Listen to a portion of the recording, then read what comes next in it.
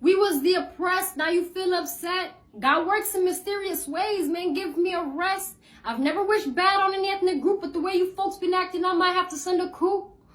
I'm kidding. Violence doesn't solve anything, I'm for humanity, but you folks preach unity so much, using profanity out in the cold like you ain't got dignity.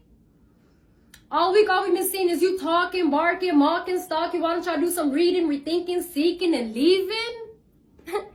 I don't see how you can hate from my side of the club. You can't even get in. You see, you spoke your language, kept your original names, kept your culture, kept your identity, but as soon as we find ourselves, you want to question us? Please. Y'all heard of us so much, let me run down memory lane. Do you not remember Soyama Soro? What about Anole? Does it ring a bell? What about what y'all did to the great people of Wallo? You must be out your damn mind if you think we gonna stop now. As the blood of Arc Arrow seeps into the earth, they planted a seed that they didn't know would grow and succeed.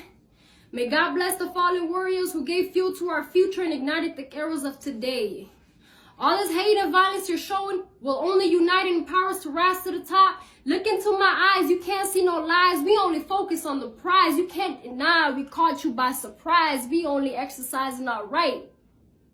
My people must remember, unity equals freedom. No more tribalism or division of religion.